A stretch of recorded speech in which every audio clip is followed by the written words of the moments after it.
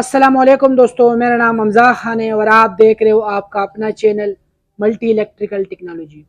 दोस्तों, आज की वीडियो में मैं आपको ये बताऊंगा कि कंप्रेसर के अंदर ऑयल कैसे चार्ज की जाती है।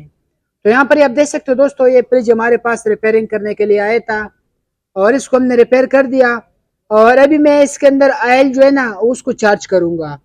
तो यहाँ पर आप देख सकते हो दोस्तों, इसके अंदर मैंने कंप्रेसर को फिट कर दिया और जब कंप्रेसर हमारा फिट हो जाते हैं तो उसके बाद इसके अंदर ऑयल जो है ना अच्छी तरीके से चार्ज की जाती है। अच्छा दोस्तों, कुछ लोग पहले ही इसके अंदर ऑयल चार्ज कर लेते हैं और इसके बाद इसके अंदर कंप्रेसर फिट कर लेते हैं। तो उसमें मसला ये होता है कि जब आप लोग कंप्रेसर फिट करते हो तो कंप्रेसर आपसे टेढ़ा हो सकता है, तो फिर उसमें जो ऑयल होता है ना वो सारा निकल सकता है। तो इसलिए जब भी मैं ऑयल चार्ज करता हूँ तो मैं पहला कंप्रेसर को फिट कर लेता हूँ और इसके बाद इसके अंदर मैं ऑयल चार्ज करता हूँ। और ये जो कंप्रेसर है ये 1 का कंप्रेसर है और इसके अंदर कम से कम 300 ml जो है ना वो ऑयल चार्ज की जाती है। 300 से लेके 400 तक आप इसके अंदर चार्ज कर सकते हो। तो यहाँ पर आप देख सकते हो दोस्तों, ये हमारे पास ऑयल मौजूद है और इसके अंदर मैं 300 ml ऑयल चार्ज करूंगा।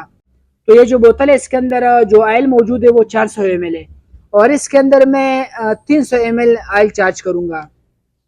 तो यहाँ पर आप देख सकते हो दोस्तों, यहाँ तक ना ये हमारा मतलब इसमें मैं 1 इंच छोड़ूंगा तो हमारा 300 ml ऑयल जो है ना, मतलब हमारा 300 ml ऑयल जो है ना वो चार्ज हो जाएगा। और ये इस 300 ml का मकसद है मतलब 300 ग्राम। अगर ये 1000 ml हो जाए ना, 1000 ml तो ये 1 किलो का बराबर है, ठीक है ना। तो अब इसके अंदर 400 ml ऑयल है तो मतलब इसके अंदर 400 ग्राम ऑयल है, ठीक है ना। मतलब मैं आपको देसी जुबान में समझा लेता हूँ। तो यहाँ पर आप देख सकते हो दोस्तों, इसका ये वाली जो लाइन है ना, ये जो सक्शन लाइन है जहां से हम लोग गैस चार्ज करते हैं, यहाँ से ऑयल भी चार्ज की जाती है, ठीक है ना।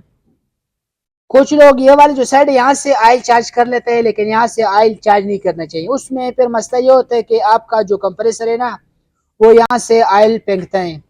तो इसलिए आप कोशिश क्या करें कि आप लोग सक्शन वाले लाइन जो होते हैं ना, जो हमारा चार्जिंग लाइन होते हैं वहां से आप ऑयल चार्ज करें तो वो ज़्यादा अच्छा होगा। तो अभी यहाँ से मैं कंप्रेसर को ऑन कर लेता हूँ। यहाँ पर मैंने कंप्रेसर को बिल्कुल फिट किया हुआ है और यहाँ पर मैं अपना जो फ्रिज है उसको ऑन कर लेता हूँ। यहाँ पर आप देख सकते हो दोस्तों, मैंने कंप्रेसर को ऑन कर दिया और अभी इसके अंदर मैं ऑयल जो है ना चार्ज कर लूँगा।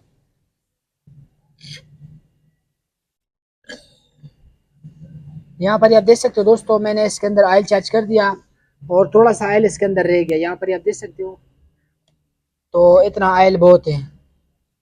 अभी मैं इसको बंद कर लेता हूँ और हमारा जो ऑयल है वो अच्छी तरीके से चार्ज हो गया। तो अभी मैं यहाँ पर नोजल लगा के ना इसके अंदर गैस चार्ज कर लूँगा।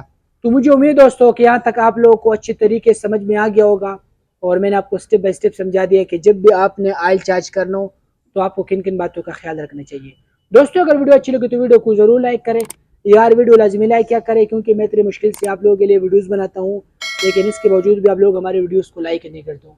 वीडियो अच्छी लगी तो वीडियो को ज़रूर लाइक करें और अगर आप लोगों के जहन में कोई किस्म का सवाल हो तो आप हमसे कमेंट बॉक्स में पूछ सकते हो। हम जावी को दे इजाज़त, दुआ में याद रखिए। अल्लाह हाफिज़।